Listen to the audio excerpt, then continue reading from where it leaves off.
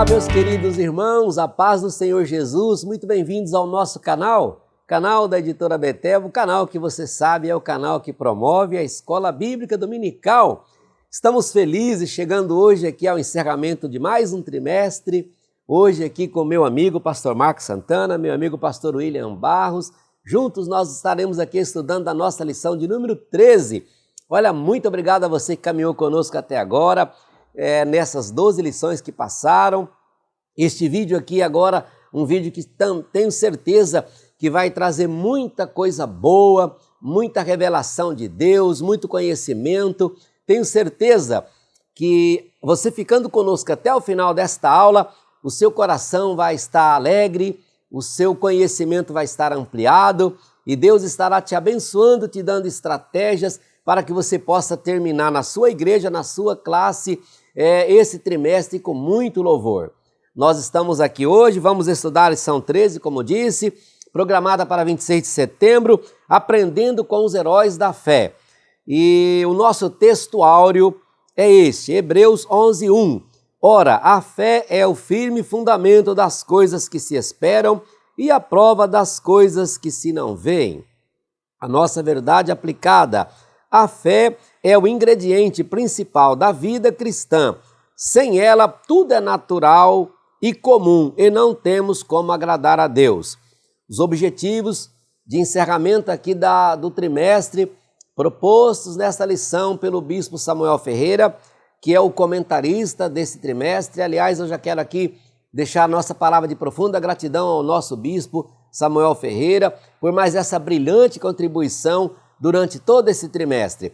Então ele deixou para nós, nesta última lição, os seguintes objetivos: descrever a importância de ter intimidade com Deus, ensinar como a fé pode trazer êxito às nossas vidas e mostrar as características dos heróis da fé.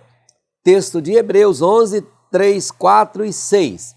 Então, baseado aqui nesses objetivos, o pastor Marcos Santana e o pastor William estarão trazendo para a gente aqui um estudo mais aprofundado dessa lição. Quero agradecer também ao nosso grande público da Rádio Família 97.1, que tem acompanhado, tem caminhado conosco aí ao longo desse trimestre. Quero também agradecer por cada um que se inscreveu em nosso canal, comentou, compartilhou, curtiu. Muito obrigado. Vamos caminhar juntos no próximo trimestre? Vamos juntos, sempre falando, sempre divulgando a nossa EBD. Afinal de contas, a EBD não pode parar. Antes de passar aqui ao pastor Marcos Santana, para que ele já comece aqui com uma palavra de oração e também já entrando no ponto 1, eu quero mandar aqui uma saudação à nossa querida igreja em Magé. Pastor presidente ali é o pastor Edmilson Pereira. Nós tivemos aqui no Rio de Janeiro agora, nessa semana que passou, a nossa convenção estadual e a gente encontrou muitas pessoas aqui do Rio, do estado, que é aluno e é assíduo aqui no nosso canal e todos eles com alegria compartilhando aqui as experiências obtidas através dos nossos vídeos. Então, para este público, eu tenho certeza que o pastor Marcos também terá algumas citações a fazer aqui, mas eu anotei algumas. Lá de Magé, por exemplo, pastor Ademir e a sua esposa Sueli. Muito obrigado, pastor Ademir. Pastor Lenilton Carvalho, pastor José Bressolini, pastor Jorge Nelson e pastor Sebastião Jorge. Muito obrigado, viu? Não esqueço de nenhuma das suas palavras. Vocês foram muito gentis conosco e alegraram o nosso coração com aquelas palavras de apoio e incentivo. Também a igreja em Macaé, em nome aqui da missionária e professora Denise Lopes, que ela pede para mandar uma saudação à classe das irmãs e todos os alunos da belíssima Assembleia de Deus em Macaé, presidida pelo pastor Jorge José da Silva. Citando esses dois pastores e essas duas igrejas, eu quero que todos vocês que estiveram aqui na nossa convenção sintam-se também aqui representados. Nós estamos, não tem como falar o nome de todos, mas recebam o nosso abraço, o nosso carinho e a nossa gratidão. Pastor Marcos Santana, seja bem-vindo, companheiro. Pastor William, seja bem-vindo. Vamos então a uma palavra de oração com o senhor e logo na sequência o senhor estará comentando o nosso ponto 1, os homens de fé. Oremos então ao Senhor. Pega a sua Bíblia, pega a sua revista, o seu plano de aula e vamos agora orar, porque logo na sequência vai começar o nosso estudo da Palavra de Deus. A paz do Senhor, Pastor Prates, Pastor William Barros, a todos os irmãos que estão conosco. Antes de nós orarmos, quero também registrar que recebemos muitas manifestações de carinho, de agradecimento, de alegria, por ocasião da convenção estadual na semana passada aqui no nosso Templo Matriz. E também solicitações para que nós enviássemos uma saudação, um abraço a muitos irmãos por ocasião desta gravação. Então, sendo assim, eu quero aqui enviar o nosso abraço fraternal para os irmãos da Assembleia de Deus em Angra dos Reis, Sete Lagoas, que é o estado de Minas Gerais, Porciúncula, Campos e Bangu, entre tantos outros irmãos que manifestaram o seu apoio e a sua alegria por estarem participando conosco destas aulas. Convido a todos, assim, para estarmos orando nesse momento. Bendito e maravilhoso Deus, nosso Pai Celestial, graças nós te damos por mais esta oportunidade que o Senhor nos concede. Desvenda os nossos olhos para vermos as maravilhas da Tua Palavra e que o Teu Espírito nos conduza e nos dirija neste estudo, que vidas sejam edificadas, que vidas sejam renovadas e o Senhor continue sendo glorificado. Em nome de Jesus. Amém.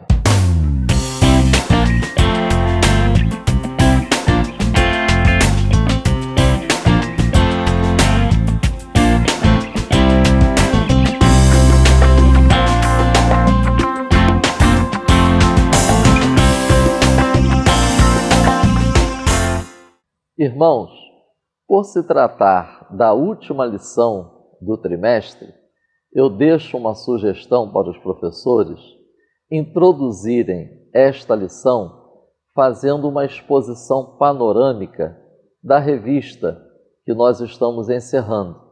E aí é uma oportunidade para poder reforçar o tema estudado ao longo deste trimestre, ou seja, triunfando sobre as adversidades, as batalhas e aflições da vida.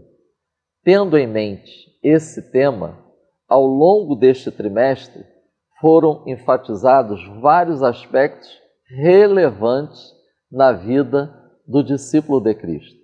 A importância de estarmos tendo em mente os propósitos de Deus para o seu povo, a relevância de atitudes, a necessidade e possibilidade de continuar frutificando, sermos fiéis, a indispensável ajuda, presença e direção do Espírito Santo, a oração, a armadura de Deus, crescimento, permanecer em Cristo, os benefícios da aprovação que nós vimos na lição passada.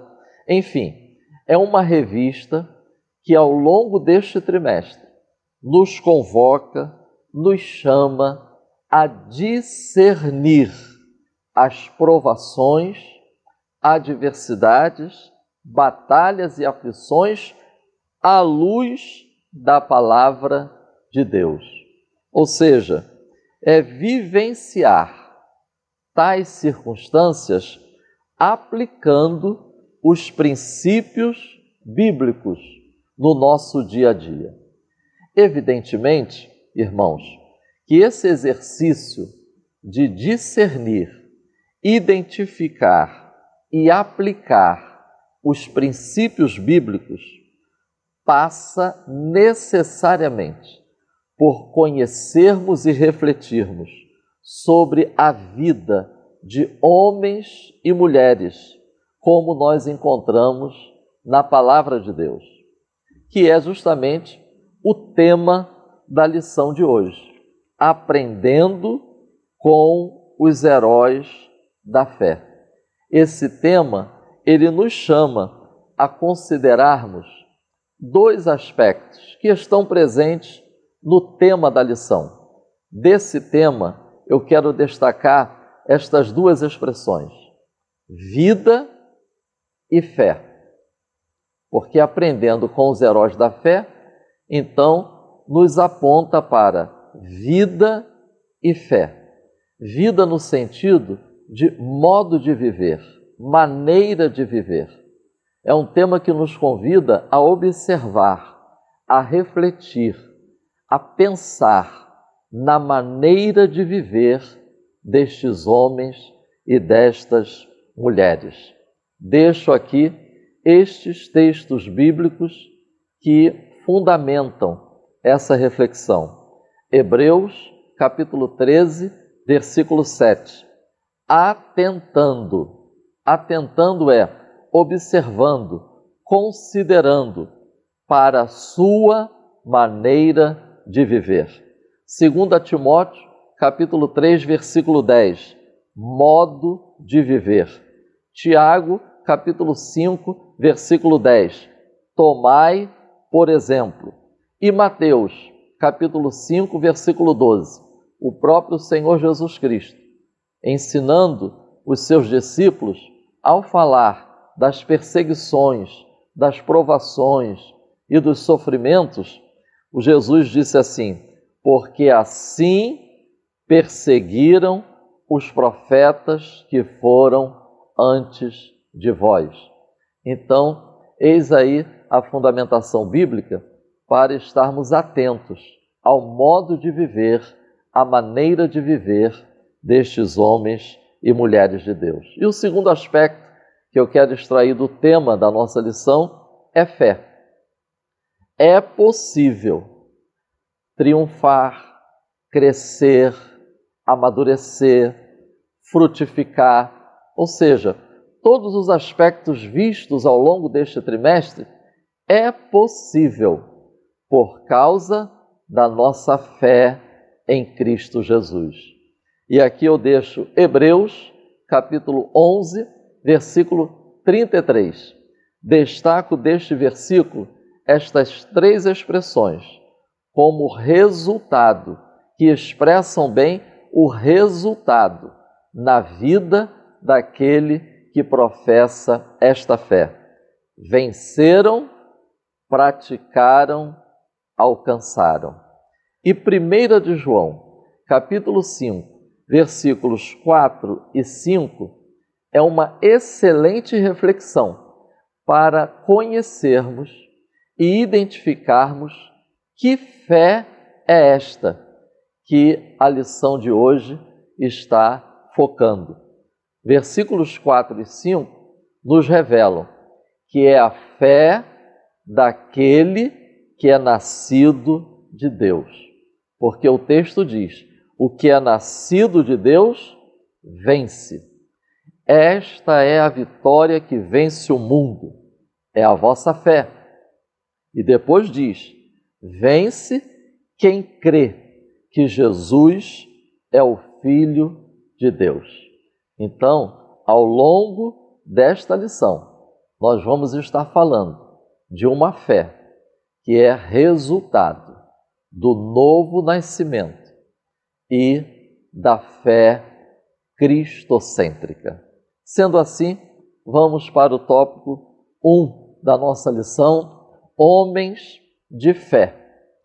Esse tópico, ele propõe uma reflexão baseada no relato sobre três pessoas: Enoque, Noé e Abraão. Iniciemos então, como nossa lição, tópico 1.1, Enoque. Eu quero fazer a leitura deste texto que nós encontramos na nossa lição.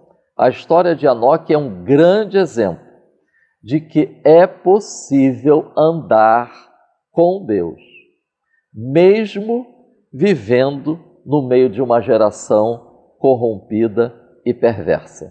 E o último parágrafo diz: o relato sobre Enoque nos aponta para uma fé que vai além de somente acreditar. Move a pessoa a uma íntima e diária comunhão com Deus.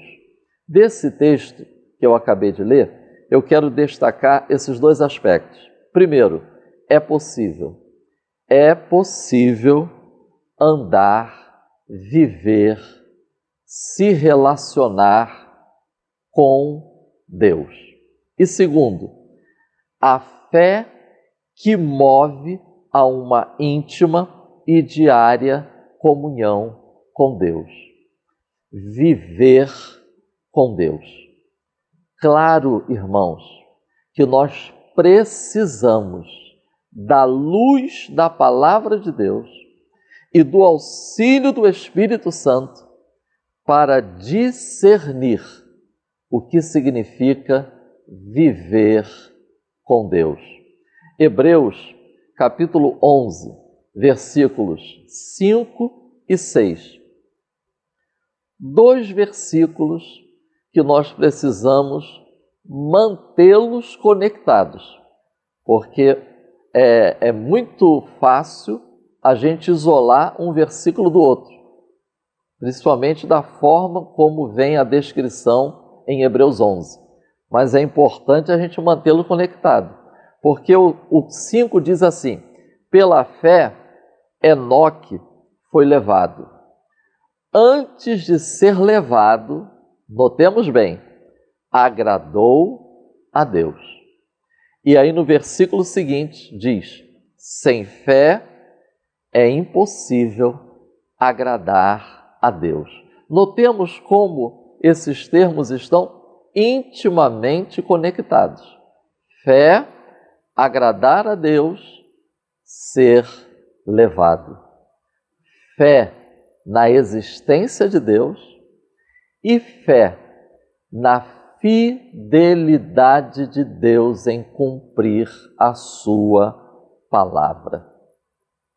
Quando estudamos sobre Enoque, precisamos não apenas ficar em Hebreus 11, precisamos ir a Gênesis, capítulo 5, versículos 22 a 24. Andou Enoque com Deus. Nesses poucos versículos, nós vamos encontrar 2 vezes esta expressão. Quando eu estava estudando essa lição, saltou aos meus olhos, pastor Prates, pastor William, que quando a gente lê o capítulo 5 de Gênesis, a gente vê que tem uma semelhança quando o escritor fala sobre fulano gerou outro e tantos anos e morreu e gerou outro e foi até que chega em Enoque. Aí quando fala do aparecimento, do surgimento de Enoque, o desenvolvimento aí já é diferente. E por que é diferente? Porque a gente encontra essa frase: andou Enoque com Deus, mostrando essa íntima comunhão com Deus. E aí a gente pode extrair uma lição para os nossos dias. Faz a diferença na vida de uma pessoa quando ela atende ao chamado de Cristo para andar com Deus, para viver com Cristo, mesmo num contexto influenciado pelo pecado, e a gente vê isso depois de Caim sair da presença do Senhor, daí para frente a gente já nota como o pecado foi se alastrando e influenciando e contaminando, mas Enoque demonstra que ele respondeu positivamente ao conhecimento que recebeu acerca de Deus. E essa resposta foi com fé, com experiência, porque andar com Deus denota uma experiência com Deus, e se aproxima de Deus. Encerrando então essa contribuição sobre o tópico 1.1, eu quero trazer para os irmãos 3 textos que muito nos auxiliam a discernirmos sobre o que significa andar com Deus. Amós, capítulo 3, versículo 3. Nós podemos dizer que andar com Deus é estar de acordo com a vontade de Deus. Gênesis, capítulo 17, versículo 1. Para andar com Deus, precisamos de integridade, totalidade. Romanos, capítulo 8, versículos 1 e 4. Andar com Deus é andar segundo o Espírito Santo. Indo para o tópico 1.2, Noé, herdeiro da justiça. Quero trazer para os irmãos esse texto da nossa lição, que possamos aprender com seu exemplo, o exemplo de Noé, pois ao ouvir o alerta de Deus, seu coração foi movido de temor. Destaco essas 2 expressões, ouviu e temeu. Hebreus, capítulo 11, versículo 7. Destaco estas expressões desse versículo. Fé. Interessante, porque pela fé, diz o texto, Noé, avisado por Deus. Então, aviso divino. A Bíblia diz então que ele temeu e a partir daí ele preparou, ou seja, obediência, e encerra dizendo que ele é descrito como justo, herdeiro da justiça. Um versículo que veio à minha mente quando eu estava lendo sobre Noé e a reação que Noé teve ao ser avisado por Deus foi no livro do profeta Isaías, capítulo 66, versículo 2. Olha que texto tremendo. Porque a minha mão fez todas estas coisas, e todas estas coisas foram feitas, diz o Senhor, mas eis para quem olharei, para o pobre e abatido de espírito, e que treme da minha palavra. Um grande exemplo que nós podemos extrair para nós hoje, a partir do estudo da vida de Noé, é que Noé não ficou indiferente ao ouvir o aviso de Deus. Não ficou indiferente ao ouvir Deus falando com ele. Gênesis, capítulo 6, versículos 8, 9, 13 e 22. Olha as expressões que nós encontramos nesses versículos se referindo a Noé. Achou graça, justo, andava com Deus, Deus falou com ele, Noé fez conforme tudo que Deus mandou. Aí, pastor Prates, pastor William, sabe o que veio à minha mente? Por que Deus não tomou? Se no capítulo 5, quando diz assim, andou Enoque com Deus, e já não era mais porque Deus o levou. Por que não levou Noé? Eu achei isso muito interessante. Por que Deus não o levou? É importante a gente pensar nisso, até porque a Bíblia diz que nós precisamos atentar para a maneira de viver das pessoas, nós precisamos tomar como exemplo homens e mulheres do passado, mas o foco bíblico é o modo de viver das pessoas. O foco bíblico é a fé que as pessoas professavam, é a confiança que elas tinham em Deus, é a vida de integridade. Irmãos, não significa que a ação divina será exatamente como aconteceu com os outros. Eu deixo aqui 2 exemplos bíblicos. Pastor William, pastor Prati, Elias no Carmelo. Quantas vezes na Bíblia a gente vê um homem e uma mulher de Deus orando e descendo fogo do céu? A queda dos muros de Jericó.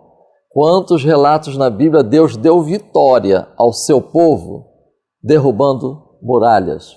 Então, meus irmãos, nós, quando atentamos para os relatos bíblicos sobre os heróis da fé, o relevante, além do modo de viver dos homens e mulheres, o relevante é que Deus não está indiferente, Deus não está passivo, Deus é poderoso para levar adiante seu propósito, Deus é muito misericordioso e piedoso. E o tópico 1.3 sobre Abraão, o amigo de Deus. O texto da nossa lição diz que esse tópico ele busca enfatizar 3 momentos na história do patriarca Abraão: seu chamado, renovação da aliança e provação da sua fé. Então, seguindo a orientação do comentarista, é chamado, renovação, provação. Não deixem de recorrer ao capítulo e à epístola que é a base da lição de hoje. Hebreus 11, 8. Diz assim: sendo chamado, obedeceu. Agora, professores, enfatizem o fato de que ele obedeceu, mas atenção, sem saber para onde ir. Ele não tinha todas as informações.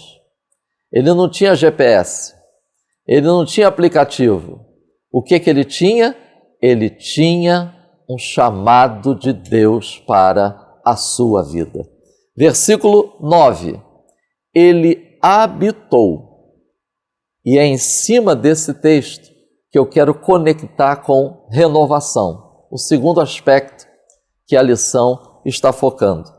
Ele habitou, ou seja, ele teve plena consciência sobre como lidar com os bens, porque Abraão era rico, sem esquecer da promessa de Deus e do plano divino. Enquanto ele habitava, enquanto ele lidava com os vários momentos da sua peregrinação na terra prometida, ele não perdeu o foco da promessa de Deus e do plano divino. E o versículo 17 de Hebreus 11 fala que pela fé ele ofereceu.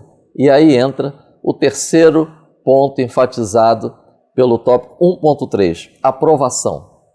Ele ofereceu.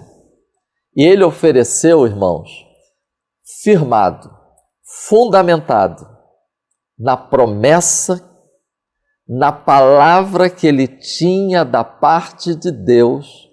Ele ofereceu porque ele cria que Deus era poderoso para até mesmo ressuscitar o seu filho. O chamado de Deus. O subsídio 1.3 vale a pena os professores lerem em classe. Diz assim o último parágrafo: algumas pessoas nunca alcançam nada para Deus, porque não querem obedecer a um passo por vez. Elas querem muita informação adiantada. Elas querem eliminar da obediência todo mistério, incerteza e risco aparente. Mas isto também significaria a eliminação da própria fé. Eu quero compartilhar com os irmãos aqui um texto do bispo Riley. Renunciar às certezas do passado, enfrentar as incertezas do futuro, olhar e seguir a direção da vontade de Deus. É o que aprendemos com o exemplo de Abraão. Enquanto ele habitava, ele foi sendo renovado. Não deixem de ler Gênesis 12, versículos 7 e 8. Gênesis 13, versículos 4, 14 e 18. Enquanto ele habitava, ele ia sendo renovado e continuava confiando em Deus o tempo todo. Gênesis capítulo 15. Encerrando a provação.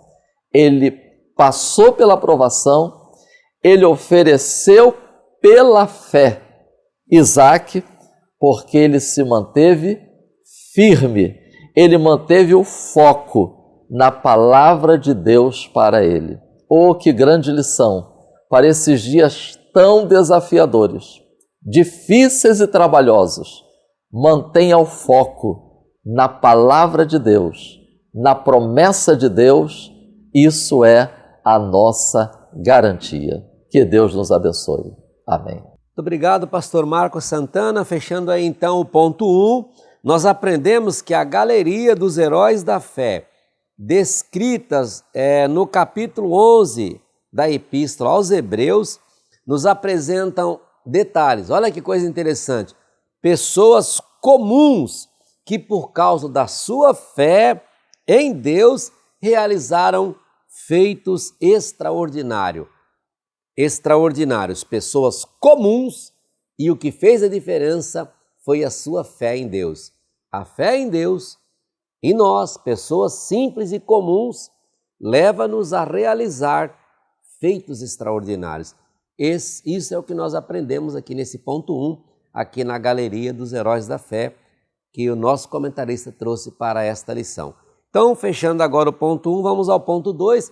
Já falamos um pouquinho sobre os homens de fé, trazido aqui na revista. Vamos então agora às mulheres de fé com o pastor William no ponto 2. Vamos ver aí o que nós temos aí, que mulheres foram essas e o que nós podemos aprender com essas mulheres. Pastor William, agora é contigo. Pastor Prates, pastor Marcos, a paz do Senhor Jesus, a todos vocês que mais uma vez participam conosco agora desta feita, a última aula desse trimestre, e eu confesso a vocês que, pelo menos para mim, sempre passa muito rápido, muito ligeiro o nosso trimestre, desde que a gente começou a gravar esses vídeos aqui. Meus queridos, cabe a mim tocar nesse momento num ponto muito importante da nossa lição, que é o nosso tópico de número 2, sobre as mulheres de fé da história da Bíblia Sagrada. Vejam como a Bíblia é um livro atual, muito diferente da ideia retrógrada e medieval que tentam colocar sobre a Bíblia quando trata sobre questões sensíveis e polêmicas na sociedade. A Bíblia é a infalível palavra de Deus. E mesmo em tempos tão remotos na sociedade, vejam como a Bíblia dá destaque ao papel da mulher. Eu me lembro aqui, inclusive, de uma história que ilustra bem isso. Eu já comentei essa ilustração, acredito que no ano passado, numa das nossas lições, mas vale a pena ressaltar nessa introdução aqui. Conta-se que a filha de Gamaliel, que foi um dos maiores mestres no tempo do primeiro século em Israel, Paulo aprendeu aos pés de Gamaliel. Conta-se que o governador da época disse a Gamaliel: olha, teu Deus é ladrão. A sua história do seu povo diz que para Deus criar a mulher, Deus roubou a costela. Fez ele dormir e roubou a costela dele para criar a mulher. Conta-se que a filha de Gamaliel, numa oportuna audiência logo em seguida, falou para o governador o seguinte: olha, eu quero justiça. Justiça. E disse que o que houve? Ela disse: essa noite um ladrão entrou na nossa casa e levou um vaso de barro e deixou no lugar um vaso de ouro. Disse o governador, em tom irônico, riu e disse assim: mas assim até eu quero ladrões entrando em minha casa toda noite. Ele disse: pois assim mesmo é Deus. Ele levou uma simples costela e no lugar deixou uma mulher. Então, com essa ideia, nós entramos no nosso tópico 2.1, vai falar sobre a primeira das mulheres que aparecem em nossa galeria aqui do nosso tópico 2, que é Sara, a mulher amável. Olha, eu fico imaginando, quando a gente olha para o nosso tópico 2.1, e o nosso comentarista aqui, pastor Prates, ele vai frisar alguns pontos importantes. Eu faço questão de colocar para vocês. Em primeiro lugar, ele vai colocar a palavra de Deus, destaca o respeito de Sara pelo seu marido Abrão. Segundo, vai mostrar que ela demonstrou toda a sua humanidade ao duvidar. E por último, em terceiro lugar, mesmo sendo bem idosa, ela creu que quem fez a promessa era capaz de cumpri-la. Nosso escritor vai destacar esses 3 pontos com relação a Sara na biografia e nas lições que extraímos aqui da história dela. Vejam, a gente sempre olha a história do primeiro patriarca, a história de Abrão, e consequentemente a gente acaba passando por Sara. Mas o nosso tópico vai olhar a história desse patriarca pela ótica da Sara. Os irmãos, imaginem, quando Deus dá a Abraão, no capítulo 12, a promessa de nele abençoar todas as famílias da terra, de fazer dele uma grande nação e etc. Essa promessa não inclui apenas Abrão. Essa promessa inclui Sara. Então, se Abraão será pai de multidões, Sara é a mãe das multidões. Então, imagine o coração de Sara, imagine os pontos enormes de interrogação de Sara quando ela percebe que é estéril. Agora, eu inclusive friso aqui um ponto que pode ser muito útil para os professores, sem gastar, claro, muito tempo, tendo ideia que a aula tem um espaço limitado de tempo para poder ministrar todos os 3 tópicos, mas é um ponto importante que os professores podem destacar e explorar um pouco na lição. O contexto social, o contexto cultural da época. Vejam, estamos olhando para uma época que a mulher que não tinha filhos era tida como desprovida, uma pessoa sem bênção de Deus, sem favor de Deus. Enquanto que a ideia de uma pessoa, de uma mulher muito abençoada, é uma mulher que tem muitos filhos. Os filhos estão em volta da sua mesa, como está no livro de Salmos. Então, você imagina o que é para Sara, uma pessoa que está debaixo de promessas tão poderosas, promessas tão grandes de Deus, simplesmente estéril, não ter filhos. Imagine as perguntas que Sara deve ter tido. A culpa é minha? Eu fiz alguma coisa errada? O que eu fiz para merecer isso? Por que eu recebi as promessas e as promessas não cumprem na minha vida? Imagine Sara se perguntando, se questionando, será que eu pequei contra Deus? Deus está me punindo por alguma coisa que eu fiz no passado? Você imagina a angústia do coração de Sara conforme o tempo vai passando, os anos vão passando e ela não tem filhos. Enquanto que ela vê a empregada ter filhos, a escrava ter filhos. Então você imagina a angústia de Sara em perceber a esterilidade de alguém que recebeu promessas. A mulher que recebe promessas enormes, simplesmente não vê elas acontecendo. E pior, a razão ou a causa dela não cumprir essa promessa na sua vida, a causa dela não ter filhos, não é um problema transitório, é um problema definitivo, humanamente falando, sem solução. Ela é estéril. Veja que hoje, com todo o recurso que nós dispomos na medicina, tem mulheres que não engravidam, fazendo tratamentos caros, não conseguem engravidar.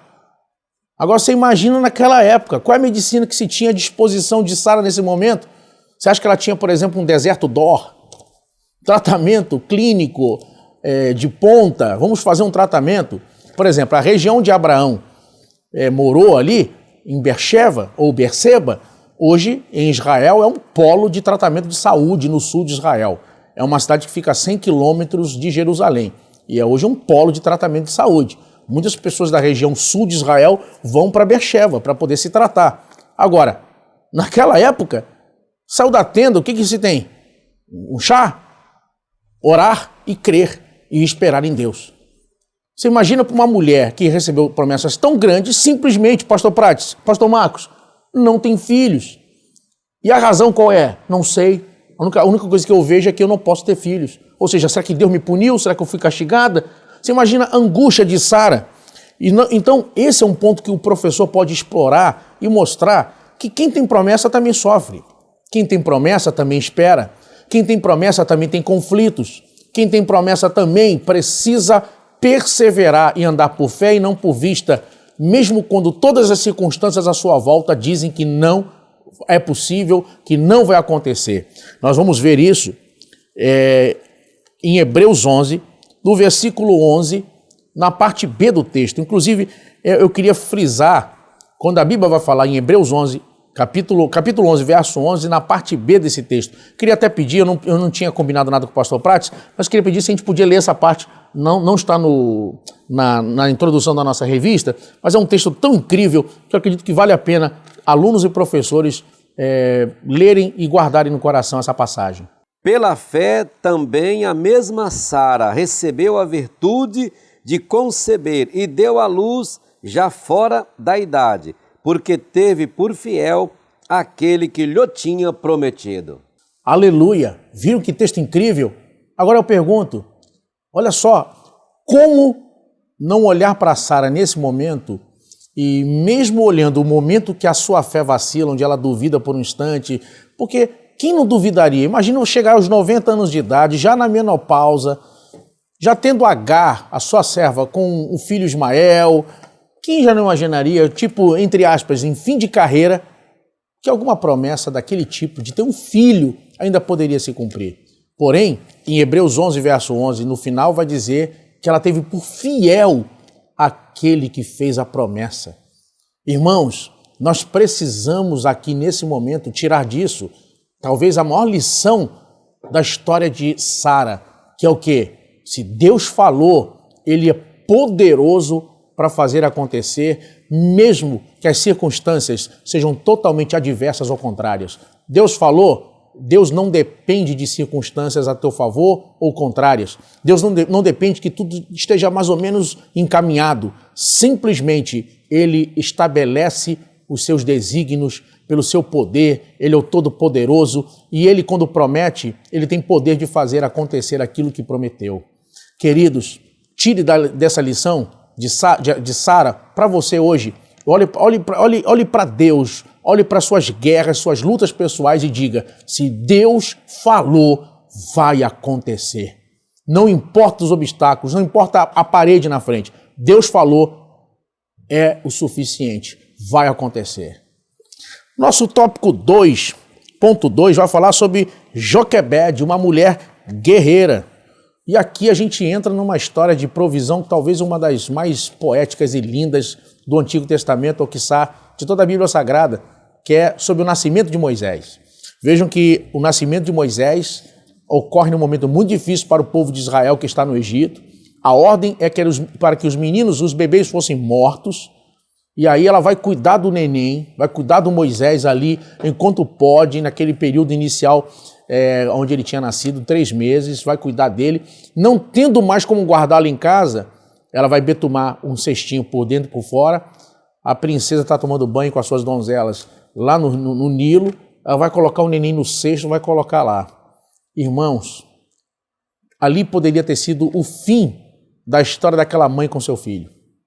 Dali, o neném podia, de alguma forma, ter o cestinho virado, ter afundado nas águas, a mulher ter pego a criança e dado para uma escrava e dito, fique lá com essa criança.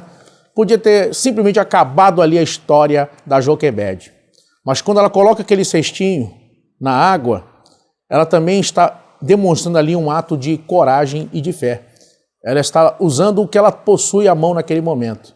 E Deus viu, e Deus interviu.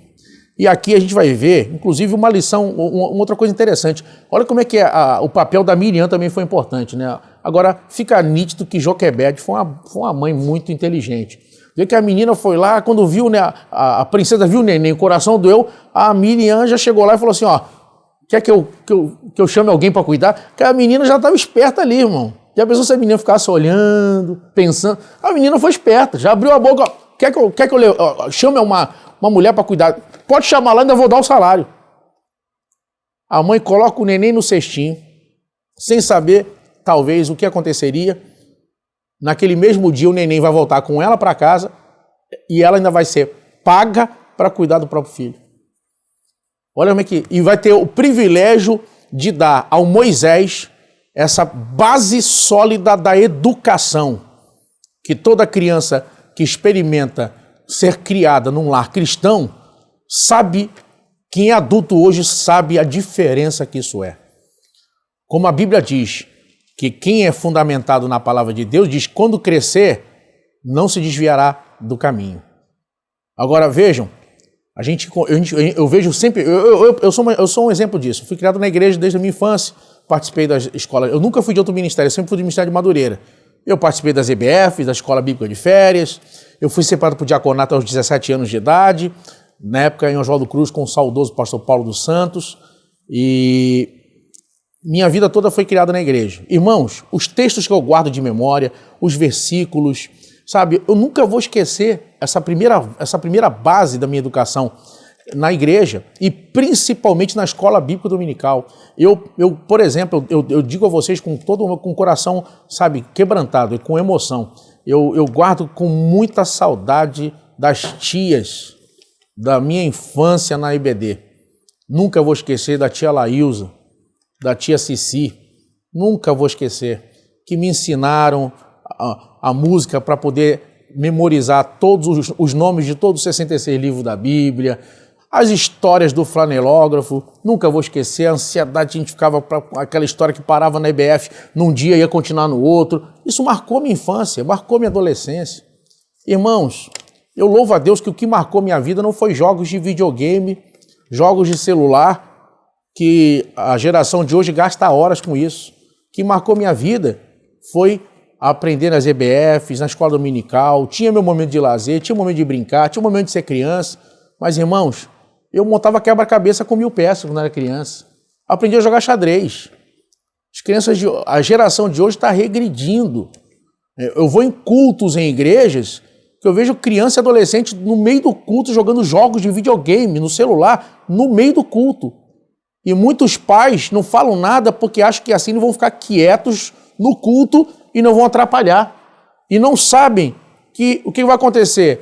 Aí você vê filhos de crente que chegam a determinada idade, é como se nunca tivesse sido crente. Fala coisas que você fica assim, meu Deus, esse rapaz acho que nunca foi na igreja. Mas ele foi criado na igreja, mas ele estava lá, mas estava jogando, não estava no culto. Então vejam a necessidade e o exemplo que Joquebede vai dar para nós. A provisão divina é o marco na história de Joquebede. Ela vai ver Deus livrar Moisés, ela vai ter a oportunidade de educá-lo na sua primeira base de ensino, de instrução em casa. E aqui eu faço um alerta aos pais.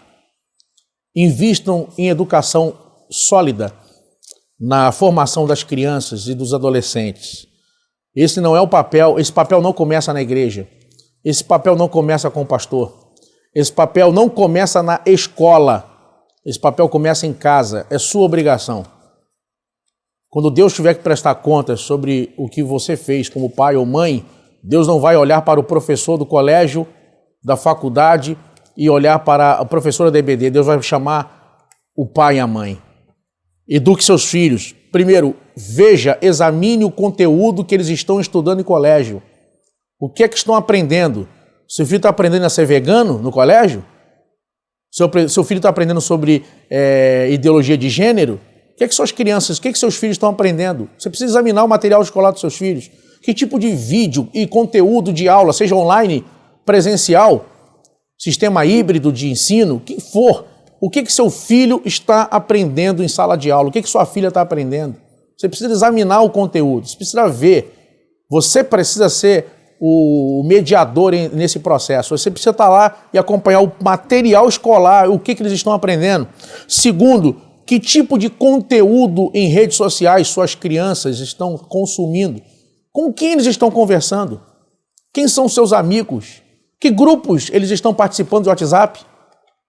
Como pode uma pessoa ser crente, mas os grupos que estão participando do WhatsApp é grupo que tem pornografia, ocultismo. Eu tenho lidado com gente, eu tenho lidado com adolescentes, isso que eu faço aqui é um alerta, com adolescentes que estão na igreja e sabe quais os livros que eles estão lendo? Livros de magia negra, de ocultismo, que pegaram em grupos e cada um está lendo um pedaço, discutindo. Quer dizer, não discute sobre os evangelhos, não discute sobre epístolas paulinas, estão discutindo sobre magia negra, discutindo sobre feitiçaria. Então, e o pai e a mãe não falam nada. Então, você precisa examinar o material de internet. Daqui a pouco está o filho endemoniado dentro de casa, não sabe por quê. Eu lembro aqui dos pais de John Wesley. Eu lembro de uma história que o Wesley conta, Eu tive a felicidade de ver os túmulos de Wesley, foi uma emoção. Lá, o túmulo de Wesley, aí a paróquia, a igreja de Wesley em Londres, na Zona 2 em Londres. Ele disse que quando era pequeno, às vezes ele e o irmão dele faziam alguma arte, a mãe dizia, olha, vou falar pro seu pai. E aí quando o pai chegava em casa, às vezes, o pai tinha um horário que todo dia ele entrava pro quarto para orar 2 a 3 horas, de joelho. Diz que uma ocasião o pai chegou, a mãe foi lá e contou a arte que eles fizeram. E o pai olhou para eles, era a hora dele orar, foi pro quarto. Aí o filho olhou o Wesley olhou pro irmão e falou, ele está contando tudo para Deus. Tudo que nós fizemos, ele está lá contando tudo para Deus. Então olha que isso vai incutir na mente do filho. O filho pensa, meu Deus, meu pai fala com Deus, falou tudo que eu fiz. Ele cresce num ambiente onde ele acredita que essa oração chega no trono. Sabe? Olha como isso vai moldar o caráter de Wesley. Sabe? Emplaque a sua digital na formação do seu filho, da sua filha. Você precisa fazer isso. Eu já caminho para encerrar aqui. Nosso tópico 2.3 vai falar sobre Raabe, mulher temente a Deus. 2 espias vão à cidade de Jericó. Jericó é a primeira cidade que Israel tem que enfrentar quando entra na terra da promessa. E vai nos mostrar o seguinte, talvez alguém poderia pensar, o certo seria começar por uma cidade mais fácil, para depois ir para mais difícil. Mas quem podia imaginar? O que aparentemente era mais difícil, porque Jericó tinha muros enormes. Eu, por exemplo, você vai ver isso indo a Israel. Os pastores aqui já foram. Eu já entrei dentro do sítio arqueológico dos muros de Jericó. Você vê blocos de pedra dos muros que estão lá em todo o sítio arqueológico. E no Museu Britânico em Londres, dentro de todo o acervo da Mesopotâmia, tem um pedaço dedicado ao achado em Jericó. Tem um saco de feno, de cereal, que está visivelmente queimado, e potes e jarros que foram achados dentro de Jericó, confirmando o relato bíblico de que Deus havia dito que era anátema, não era para pegar nada. Então, havia muitos sacos de cereal dentro de Jericó, mas foram queimados, confirmando que realmente o que Deus havia dito foi assim que aconteceu. Agora, vejam que coisa interessante. Os espias vão lá, e aqui a gente já vê o protótipo do Mossad, do Serviço Secreto Israelense. E eles vão acabar tendo contato com a Raabe. Encurtando aqui a história, olha o que vai acontecer. Raabe vai protegê-los, vai guardá-los, para que eles não fossem pegos e mortos, provavelmente. E aí, essa situação vai criar para a vida de Raabe a oportunidade da sua redenção. Raabe vai se identificar com o povo de Israel, com o povo que tinha as promessas de Deus, vai proteger os espias.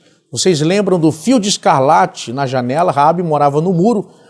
Deve-se lembrar que os muros tinham em torno de 6 a 8 metros de largura e tinham em torno de 3 metros de largura. Os muros eram bem largos. Então, tinha pessoas que moravam dentro do muro.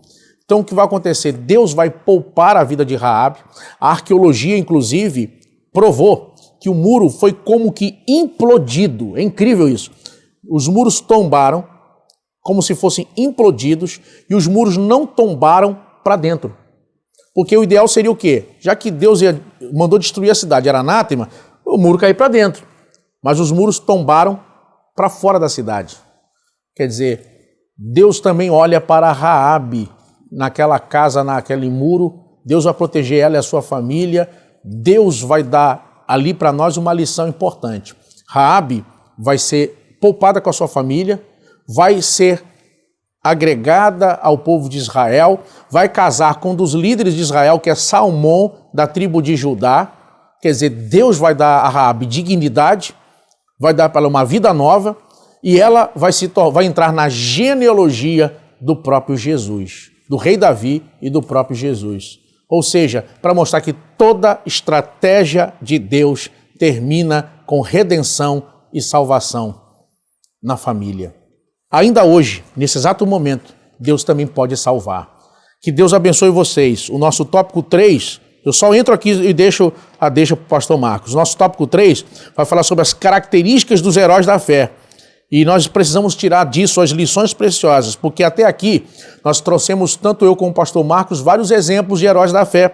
tanto homens como mulheres. Nosso tópico 3 vai falar sobre as características desses heróis da fé. E eu friso aqui logo o primeiro, 3.1, um firme fundamento que vai apontar para nós para uma fé inabalável.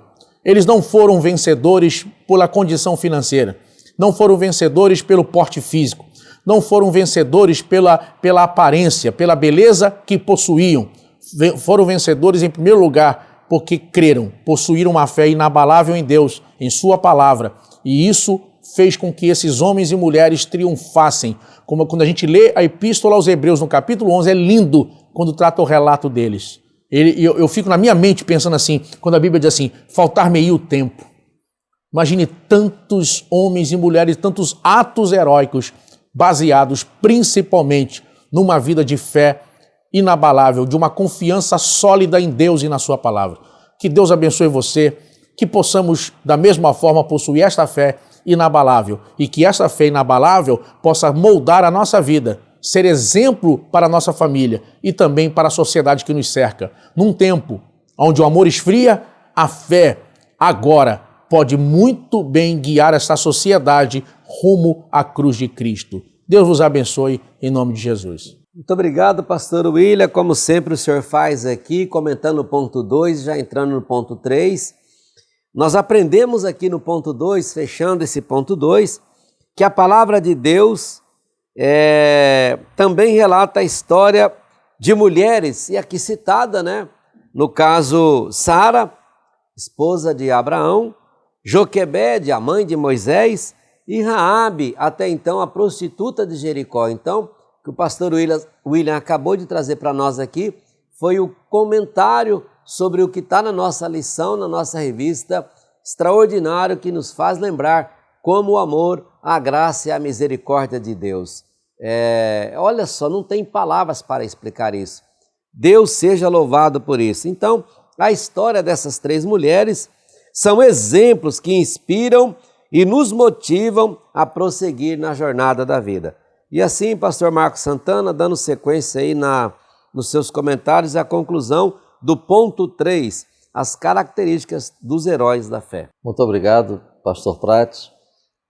A título de contribuição no estudo e no preparo da lição, eu quero propor aos irmãos estarem atentos ao contexto do capítulo 11 de Hebreus. Ou seja, capítulo 10, principalmente o capítulo 10 e o capítulo 12. E aí os irmãos vão observar que a partir de Hebreus, capítulo 10, versículo 19, a partir deste texto, até o final da epístola, o foco passa a ser mais exortações e conselhos sobre vários aspectos do dia a dia dos discípulos de Cristo. E eu destaco nesses vários conselhos e nessas várias exortações 2 itens: fé e disciplina. Tanto disciplina da parte do Senhor como aquela disciplina pessoal, a disciplina que nós exercitamos em nós mesmos. É como se fosse, irmãos, a partir de Hebreus 10, 19, uma resposta à seguinte questão: qual o resultado que se espera no viver cristão, tendo em vista o exposto nos capítulos anteriores, ou seja, do capítulo 1 até o capítulo 9. E aí nós vamos ver que Hebreus 10, de 19 a 39, é um verdadeiro chamado a vivermos como discípulos de Cristo com confiança, fé, firmeza, comunhão, esperança, paciência. É evidente, meus irmãos, que não é fácil. Afinal, nós estamos no mundo. Afinal, nós vivemos num contexto de corrupção, de imoralidade. a pressão é grande. Nós não podemos ser simplistas ao ponto de chegarmos diante da classe e dizermos, olha, a gente tem que viver assim. E é fácil a gente viver assim porque somos crentes em Jesus. Não é fácil. Nós não ignoramos os tremendos desafios que existem diante de nós. Não ignoramos as pressões, as adversidades, as batalhas, as aflições, até porque nós, em pleno século XXI, vivenciamos isso diariamente. Mas é aí que entra Hebreus, capítulo 11. Notemos como o capítulo 10 de Hebreus encerra. O versículo 39. Ele, na verdade, introduz o conteúdo do capítulo 11. Não somos dos que regridem para a perdição, mas sim dos que creem e salvos seguem avante. Uma outra versão diz, somos da fé para a preservação da alma. Então, tendo em mente essa questão, é que esse tópico nos apresenta 3 características de homens e mulheres que foram colocados aqui em Hebreus 11, pastor Prates, pastor William, para nos dizer assim, ó, é possível. É mais ou menos para dizer assim, você pode. Em pleno século XXI, nós podemos. Primeira característica, firme fundamento. É esta fé que o escritor aos Hebreus apresenta ela com 3 elementos: certeza, convicção e esperança. Certeza desta fé no Deus eterno. Por que certeza? Porque o Deus a quem nós pertencemos, que nos chamou, que nos escolheu, Ele é o Deus Todo-Poderoso. Ele é digno de confiança. É o que estes homens e mulheres do capítulo 11 nos ensinam. É como se eles dissessem hoje para nós, e aí eu recorro à expressão usada, uma tão grande nuvem de testemunhas que estão dizendo para nós hoje, nele você pode confiar. Segundo elemento, convicção. Não vamos confundir o elemento da convicção dessa fé com o nosso desejo pessoal. Não, é a convicção no plano de Deus, é a convicção na fidelidade de Deus. E terceiro elemento, esperança.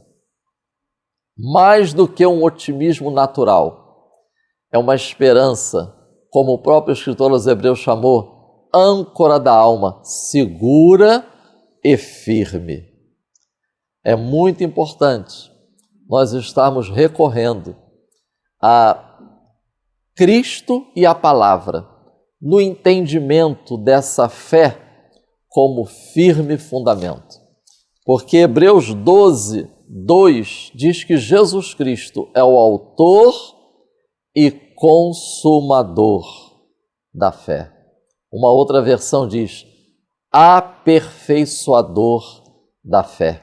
Essa fé é firme fundamento porque é uma fé em Cristo produzida pela palavra de Deus. O pastor William aqui falou sobre Raabe. Raabe creu a partir do anúncio dos feitos do Deus de Israel que chegou na cidade de Jericó. Por isso é uma fé firme fundamento. Segundo, agradar a Deus. Homens e mulheres vivenciando diferentes situações da vida, mas decidiram, por causa desta fé, em Deus Todo-Poderoso, por causa dessa convicção, dessa certeza e dessa esperança, decidiram priorizar na vida agradar a Deus. E aqui eu deixo para a meditação dos irmãos Colossenses, capítulo 1, versículo 10. A oração que Paulo fez pela igreja em Colossos. Ele disse: eu oro para que vocês sejam cheios do conhecimento da vontade do Senhor, em toda sabedoria e entendimento, para que vocês possam andar perante Deus dignamente, para que vocês possam agradar a Deus em tudo. E terceiro e último lugar, eles perseveraram. Não apenas a característica desses homens e mulheres era um firme fundamento, era a decisão e priorizaram agradar a Deus, mas eles perseveravam. Quantos que estabelecem como seu fundamento a fé, mas não resistem às investidas do maligno? Quantos que um dia fizeram o voto de agradar a Deus, mas não resistiram às investidas do maligno? Irmãos, é preciso perseverar. E aí, o texto da nossa lição, claro que não tem como a gente expor isso, mas os irmãos podem estar estudando, apresenta 3 exemplos de perseverança em meio à adversidade: Ezequias, Sansão e Paulo. Ezequias recebeu uma mensagem que ia morrer no leito, mas ele orou, ele buscou a Deus, ele perseverou na sua confiança no Senhor. Sansão, já para morrer, ele continua recorrendo a Deus. Ele pode ter falhado, mas na hora que ele ia morrer, ele recorreu a Deus, ele creu em Deus, ele confiou em Deus. E Paulo, em tremenda adversidade, em tremendo desconforto, em tremendo sofrimento, como ele relatou quanto ao espinho na carne, ele recorreu a Deus, ele orou, ele falou com Deus, e ao ouvir a palavra de Deus, então ele chega à conclusão de que quando estou fraco, então estou forte. Que o Espírito Santo continue ajudando a Igreja do Senhor Jesus Cristo, nesse tempo tão desafiador, a triunfar sobre as adversidades, aflições e batalhas da vida, para a glória de Deus, até que Cristo venha. Amém. Muito obrigado, pastor Marcos Santana, fechando aqui brilhantemente a lição de hoje, o ponto 3 e o trimestre. E assim nós chegamos ao final, com muita alegria, encerramos aqui este vídeo, concluindo que nós aprendemos que os heróis da fé, e não somente esses 3 homens e essas 3 mulheres, que por uma questão de espaço, só foi possível trazer esses 3 homens e 3 mulheres na lição de hoje. Mas, como muito bem disse o pastor Marcos Santana, o escritor aos Hebreus cita lá, e você vai encontrar no capítulo 11, muito mais pessoas, muito mais homens e mulheres ali, que ele traz ali, que estão personagens bíblicos que tiveram uma diferença porque tiveram uma fé em Deus. Então, só lembrando, esses homens, nós aprendemos aqui, essas mulheres, triunfaram pela fé. E eu trouxe aqui, vou ler aqui o versículo de número 33 e 34, que eu achei muito importante, de Hebreus, capítulo 11, que diz assim, falando sobre os heróis da fé, os quais, pela fé, venceram reinos, praticaram a justiça, alcançaram promessas, fecharam a boca dos leões, as bocas dos leões, apagaram a força do fogo, escaparam do fio da espada. Agora notem isso, da fraqueza tiraram forças, na batalha se esforçaram, puseram em fuga os exércitos dos estranhos. Que extraordinário esse texto, que extraordinário terminarmos esta lição, esta revista que fala sobre triunfando sobre as batalhas e adversidades da vida. Penso eu que não tinha uma outra lição mais apropriada para fecharmos esse vídeo, para fecharmos esse trimestre. E assim nós chegamos ao final, agradecendo a você que caminhou conosco até agora. Olha, querendo o bom Deus, semana que vem vamos dar início ao estudo da próxima revista, a nossa lição, a nossa revista do próximo trimestre, o quarto trimestre, Epístola do Apóstolo Paulo aos Efésios, uma exposição sobre as riquezas da graça, misericórdia e glória de Deus. Se você der uma lida, não sei se você já tem a revista, a nossa produção vai deixar aqui os caminhos para você adquirir essa revista, caso não tenha. Também o livro de apoio, que é o livro também, tanto a revista quanto o livro, pelo bispo Abner Ferreira, que mais uma vez traz um brilhante comentário para nós, fechando o ano de 2021. Então, se você ainda não tem de forma impressa, você pode adquirir através dos canais aqui e também através digital. Lembrando que a única maneira de você ter ela de forma digital é através do nosso aplicativo. Você vai lá ver no aplicativo Betel, nas duas plataformas, tanto iOS como Android, você vai conseguir baixar o nosso aplicativo e você vai ter acesso não somente à revista Betel Dominical, mas também aos demais produtos da nossa editora. A nossa próxima lição, programada para o dia 3 de outubro, o maravilhoso propósito da salvação. Então, como eu estava dizendo, será um excelente trimestre, uma excelente oportunidade da gente entender um pouco mais o que o apóstolo Paulo escreve sobre o maravilhoso e perfeito plano divino de salvação. Um excelente tema, um excelente trimestre, querendo o bom Deus, semana que vem estaremos de volta. E assim, meus amigos, chegamos ao final. Vou pedir então aqui ao pastor William Barros para terminar aqui com uma palavra de oração. E mais uma vez, muito obrigado por se inscrever em nosso canal, por curtir e por compartilhar os nossos vídeos. A Deus toda a glória. Oremos ao Senhor. Oremos então, meus amados irmãos. Senhor, recebe como cheiro suave nossa gratidão e louvor por mais um trimestre. Ó Deus, até aqui nos ajudou o Senhor. Ó Deus, louvamos e exaltamos o Teu nome, Pai, por cada aula, por cada escritor, por cada professor e aluno, por todos que participam deste processo, ó Deus, tão grande, que é levar, ó Deus, a Tua palavra a cada lar, a cada cristão, a cada servo de Deus, a cada pessoa que tem contato com a EBD, através, ó Deus, das aulas aqui da Editora Betel. Ó Pai, que venha o próximo trimestre sobre Efésios e que Tu venha nos abençoar de igual modo, Pai.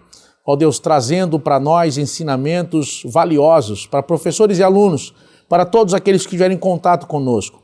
Que nesse trimestre, Senhor, muitos possam ser tocados, muito mais irmãos possam ser tocados, ó Pai. Que cada irmão que participa conosco dessas aulas seja, ó Deus, um divulgador, um multiplicador desse canal, para que possamos alcançar muito mais vidas. É a nossa fé, é a nossa gratidão, em nome de Jesus. Amém.